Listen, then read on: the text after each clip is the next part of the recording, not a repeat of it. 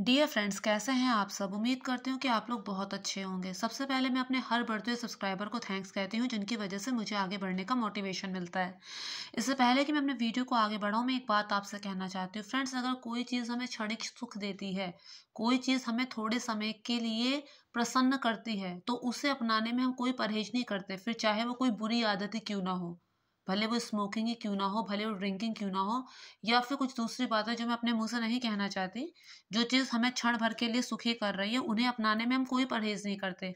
और हमारे पास 70 बहाने होते हैं उन्हें अपनाने के। अरे, हाई सोसाइटी में ऐसा होता है, वो ऐसा करता है, मेरे सब दोस्त करते हैं। ये सब हमारे पास 70 बहाने होते हैं उसे अपनाने के। लेकिन अगर कोई अच्छी बात हमें कहीं से मिलती है, अगर कोई अच्छी बात हमें कहीं से ग्रहण करने को मिलती है, तो हम उसे ठुकराने के 140 बहाने अपने पास रखते हैं। कैसे?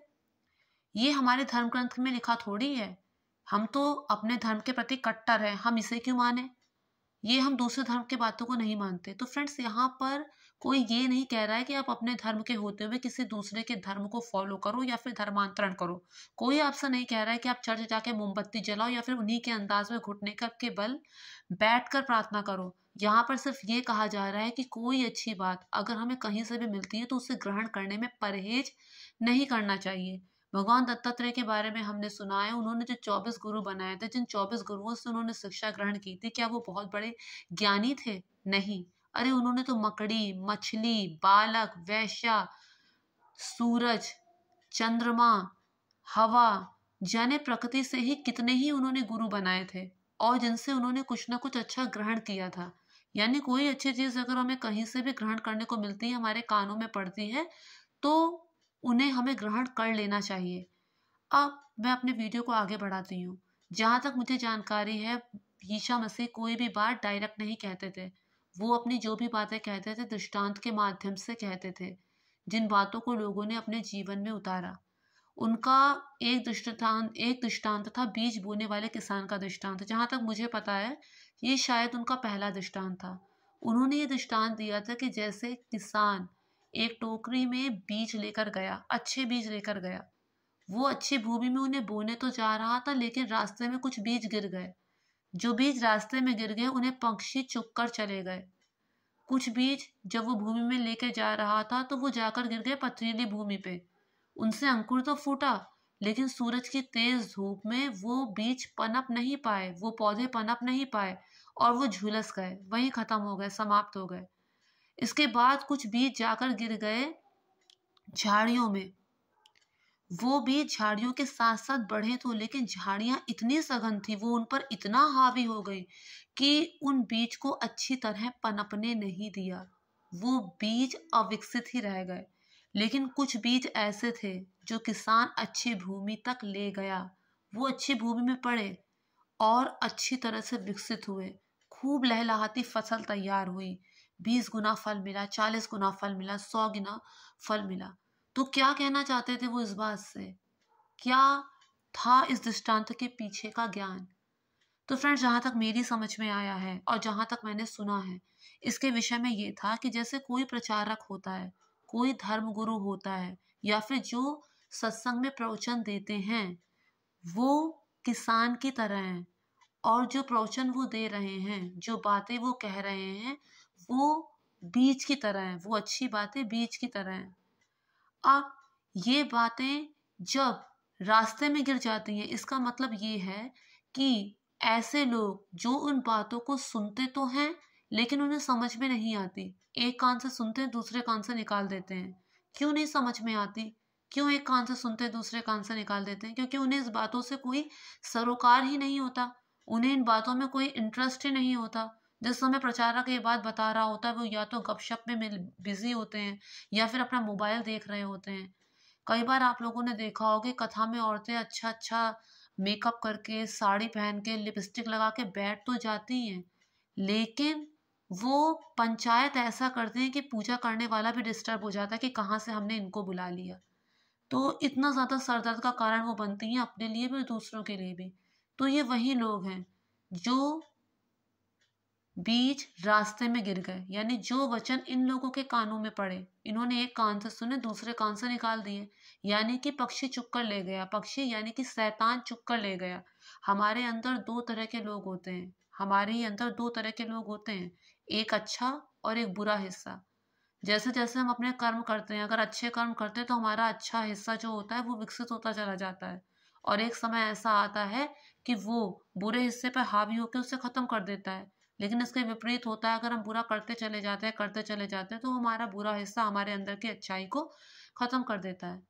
तो यही चीज है, एक कान से सुना दूसरे कान से निकाल दिया, यानी कि जो हमारी बुरी प्रवृत्ति थी, हमारे अंदर के जो बुरा हिस्सा था, वो शैतान जो था उन बीजों को चुग कर ले गया। वो शैतान जो था उन अच्छी बातों को हमारे अंदर से खींच कर ले गया, क्योंकि हमने कभी उसे सुनने और समझने का प्रयास ही नहीं किया।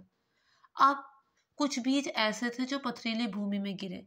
ये वो लोग हैं जो प्रचारकों की बातों को सुनते हैं, ध्यान से सुनते हैं, उन्हें समझ में भी आता है, बीज में अंकुर फूटा यानी उन्हें समझ में भी आया, लेकिन उसे अपने जीवन में उतार नहीं पाते।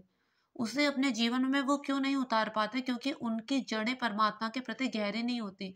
जरा से विषम परिस्थिति हो गई, जरा सी कुछ गड़बड़ हो गई तो सीधे परमात्मा पे ब्लेम डाल देंगे, अरे हम तो इतने पूजा पाठ वाले थे, हमारे साथ ऐसा क्यों हुआ। या फिर ऐसा कहेंगे कि अरे जब भगवान करता है ना तो फिर पूजा करने का भी मन करता है, पता चला पूजा किए जा रहे हैं, पूजा किए जा रहे हैं और रोवा झावा मची है। मतलब वो अपने साथ साथ दूसरों को भी डिस्टर्ब कर देते हैं इस तरह की बातें बोल के।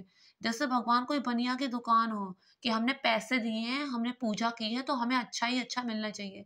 अरे क्या पता कितने जन्मों के हम खराब कर्म करके बैठे हैं, अब धीरे धीरे वो कट रहे हैं।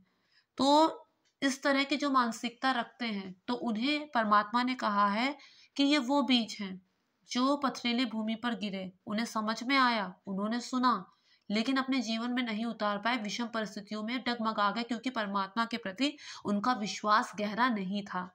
अब आती है तीसरी कैटेगरी कि पौधे बने, बीज अंकुरित भी हुए, उन्हें समझ में भी आया, पौधे भी बने, उन्होंने अपने जीवन में अपनाया भी।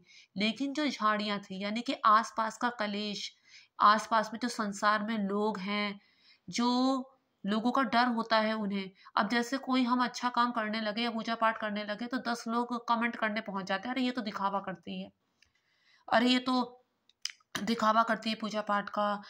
जैसे भगवान ने उनको दे रखा है ये अधिकार कि तुम पता लगाओ कौन कौन दिखावा करता है, कौन कौन नहीं। अरे भगवान खुद जज कर लेगा कौन दिखावा करता है कौन नहीं। तो इस डर से, या फिर कुछ लोग ऐसे कमेंट करते हैं बड़ी पंडिताइन बनती है, बड़ा पंडित बनता है, तो ठीक है भाई, हम तो बन गए पंडित पंडिताइन, तुम में हिम्मत है तो तुम भी बन के दिखा दो। तो इस तरह की जो बातें करते हैं लोग, तो जिस वजह से वो लोग सही रास्ते पे चलते हुए भी उसे करने से हिचकिचाते हैं कि लोग भाई इस तरह के कमेंट करते हैं, हमें दुख होता है, हमें बुरा लगता है। इसके अलावा उनका ध्यान संसार में भी रहता है। ये जो तीसरी कैटेगरी के लोग होते हैं उन्हें धन का भी लालच होता है, और उन्हें भोग विलास भी चाहिए, ऐशो आराम भी चाहिए, और कोई बुरी आदत है जिससे उन्हें क्षणिक सुख मिल रहा है तो उन्हें करने में परहेज नहीं है। उनके लिए तो ये है कि भाई जिंदगी ना मिलेगी दोबारा, तो जिंदगी जो मिली अच्छा काम करने के लिए मिली है। जीव जंतुओं को भी जिंदगी मिली है, पर वो ये काम नहीं कर सकते ना, पूजा पाठ से रिलेटेड कोई काम वो कर नहीं सकते, कोई अच्छा काम ऐसा नहीं कर सकते कि अपनी जिंदगी बना सकें। लेकिन हमें ये मौका मिला है ताकि दोबारा इस जिंदगी में दोबारा ना आना पड़े। तो ये तीसरी कैटेगरी के लोग वो होते हैं जो अपने आसपास के लोगों के डर से अच्छा काम करते हुए भी हिचकिचाते हैं, अपने जीवन में अच्छी आदतों को बहुत समय तक नहीं रख पाते, क्योंकि उनकी वो दो नाव पे सवारी करते हैं।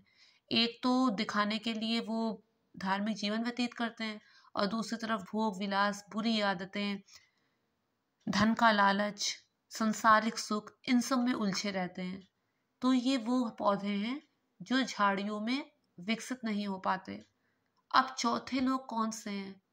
कौन सी है वो अच्छी भूमि जिन पर वो बीज पड़ा और लहलहाती फसल तैयार हुई, कोई 10 गुना फलदायी, कोई 100 गुना फलदायी, कोई 60 गुना फलदायी। कौन है वो अच्छी भूमि? ये वो लोग हैं जो परमात्मा के वचन को सुनते हैं, उसे समझते हैं, उसे अपने जीवन में उतारते हैं, और चाहे कितनी ही प्रतिकूल परिस्थिति क्यों ना आए,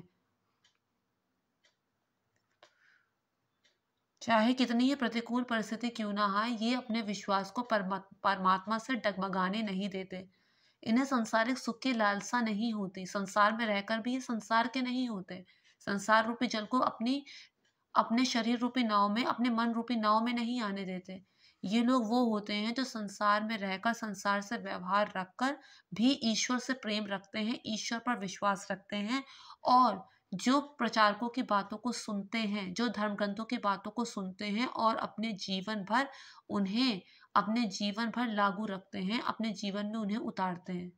यही वही लोग होते हैं जो आगे चलकर अपनी आगे आने वाली पीढ़ी को भी अपने ही नक्शे कदम पर चलाते हैं, और इस तरह इनकी ज़िंदगी दूसरों के लिए भी आशीर्वाद साबित होती है। तो फ्रेंड्स, मैं उम्मीद करती हूँ आप लोगों को मेरा वीडियो पसंद आया होगा। अगर पसंद आया तो मेक श्योर मेरे चैनल को सब्सक्राइब, वीडियो को लाइक और शेयर ज़रूर कीजिए। फ्रेंड्स, मैं बीच बीच में कुछ best out of waste craft ideas आप लोगों के साथ शेयर करती रहती हूँ। अगर आपको ज़रा भी अच्छे लगते हैं तो प्लीज़ मुझे मोटिवेट कीजिए, ताकि आगे आने वाले वीडियोस और अच्छे बना सकूँ मैं। Thank you friends, thank you so much.